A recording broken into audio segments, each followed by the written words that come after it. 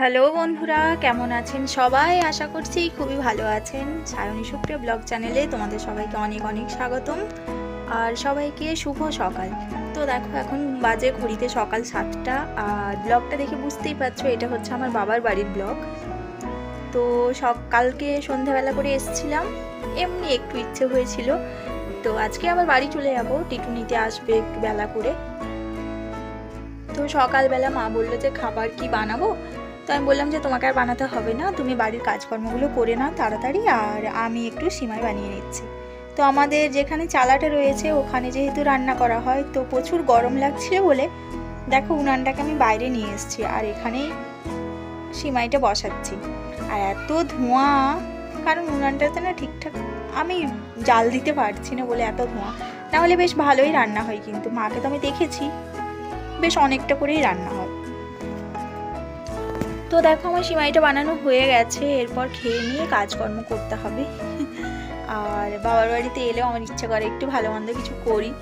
তো বাবার আবার দেখো সকাল সকাল নিয়ে নিয়েছে মাছ, বললাম খেয়ে যাব না, তাড়াতাড়ি চলে যাব, কিন্তু বাবা বলছে না, আর মেয়ে যেহেতু মাছটা পছন্দ করে মাংস, ওই জন্য বাদ। তো দেখো আমরা সিমাই নিয়ে বসে পড়েছি, ভাই মেয়ে আর আমি।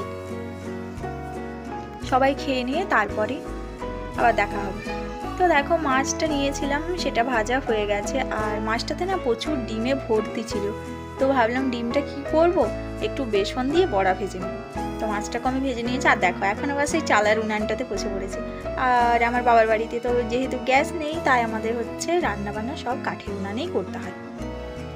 আর আমার বাবা যে কাঠের কাজ করে সেখান থেকে যে কাঠটা আমাদের বেঁচে যায় তাতেই আমাদের জ্বালানির খরচাটা উঠে যায়, তাতেই জ্বালানি হয়।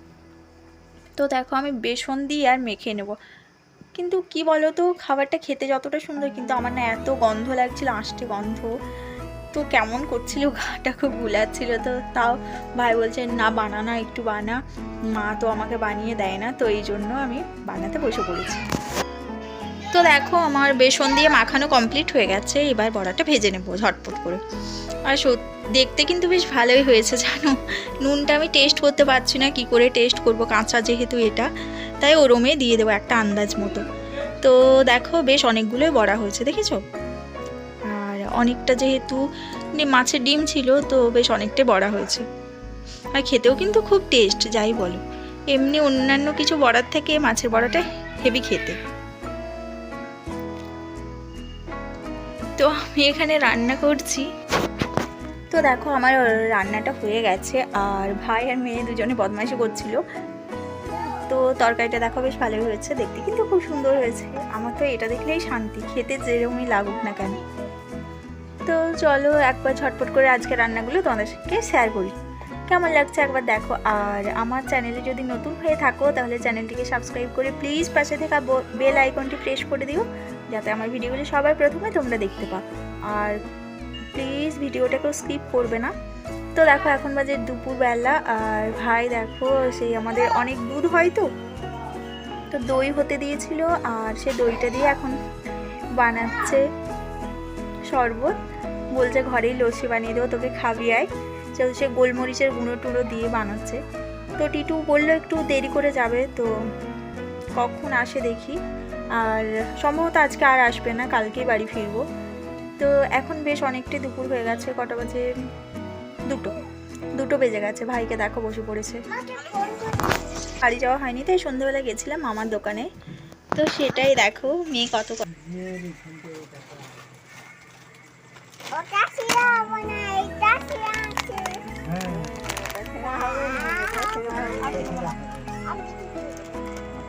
আলু নিব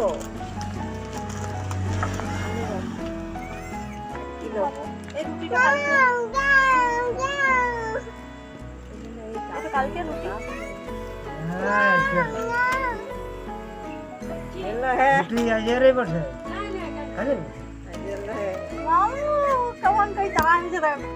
তো এটা হচ্ছে আমার ছোটো মামা রয়েছে দোকান, আবার সাথে হচ্ছে ফার্নিচারের কাজও করে। তো ছোটো মামার ছেলেবেলায় নিট পরীক্ষা দিয়েছে, তো সেটাই পরীক্ষা ছিল যেহেতু কিছুদিন আগে, তো সেটারই কথা হচ্ছিল, বলছে যে মানে খুবই বাজে হয়েছে একটা পেপার। তো আমি বললাম যে কি আর করার, চেষ্টা তো করছে, আগেরবারও একবার দিয়েছিল, তো এবারটা মনে হচ্ছে হয়ে যাবে, কিন্তু একটু মন খারাপ করে শুয়ে রয়েছে। তো সেই জন্য মামা বলছে আর হবে না, পড়াশুনো করছে না, এই না সেই না। তো সেটা নিয়ে অনেক কথা হচ্ছিলো। দিয়ে আমরা দোকান থেকে এবার বাড়ি চলে যাবো। অনেকটাই রাত হয়ে গেছে, 7:30 মতো বেজে গেছে। তখন গেছি দোকানে, বাড়ির পাশে হলে যা হয় আর কি। তো দেখো এটা হচ্ছে পরের দিন সকাল, আর আমরা বাড়ি যাব বলে বেরিয়ে পড়েছি। আসার সময় রাস্তায় একটা দোকান ছিল, তো পাশেই, বাড়ির পাশেই। তো দোকানে একটু দাঁড়িয়েছি ওই টুকটাক কিছু জিনিসপত্র কিনবো বলে। তো দেখো মেয়েও দাঁড়িয়ে রয়েছে, আর টিটু বললো যে একেবারে যাচ্ছি যখন নিয়ে যাব, আবার কি ফিরে আসবো। তো দোকানটা একবার ছটফট করে তোমাদের সাথে দেখায়। এই দেখো উনি হচ্ছেন দোকানের মালিক, রেড কালারের টি শার্ট, মেয়ে দেখো লাফাচ্ছে এখানে। তো ওই টুকিটাকি নিজেদের প্রয়োজনীয় কিছু জিনিসপত্র কেনার জন্য দাঁড়িয়েছি। মেয়েকে দেখো বদমাইশি করে ব্যস্ত, ও তো যেখানে যাবে সেখানেই বদমাইশি করবে। আর শাড়িগুলো কিন্তু বেশ ভালোই ছিল দেখতে, এই এমনি সুতির শাড়ি। তো আমি সেগুলো হাত দিয়ে দেখছিলাম। আবার দোকানে অনেক লোকজন ছিল যেহেতু।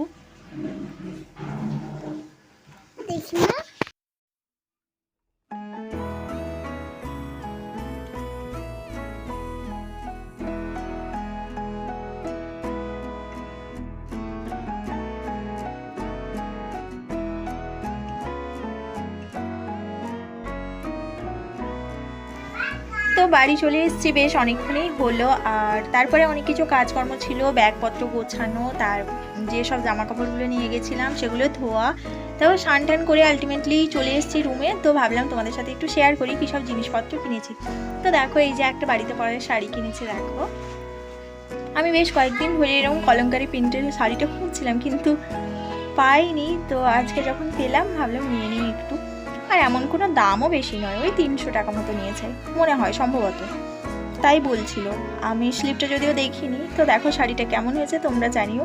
আমার তো খুবই পছন্দ হয়েছে, আর কালারটাও বেশ ভালো, কিন্তু খুব যে একদম ডিপ রেড তাও নয়, আবার মেরুনও নয়, বেশ সুন্দর একটা মোলায়েম কালার। আর সব থেকে বড় কথা খুবই ভালো, সুতোটা খুবই ভালো। তো এই জন্য আমার বেশ পছন্দ হয়েছে টুকিটাকি পরার জন্য। তো চলো এরপরে কি নিয়েছি সেটা তোমাদের সাথে শেয়ার করি। গুছিয়ে রেখে দিই একেবারে, এখন যেহেতু বাড়িতে পরার শাড়ি রয়েছে তাই পরবো না,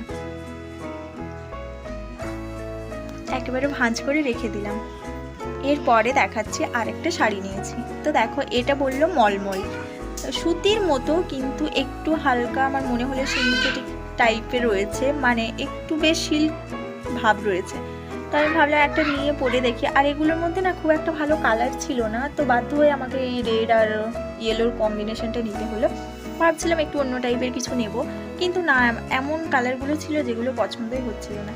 তো আর দেখো হাত দিয়ে বেশ ভালো একটা সিল্কি ভাব রয়েছে, সিল্কের একটা ভাব রয়েছে। তো ওই জন্য ভাবলাম যে নিয়েই নিই।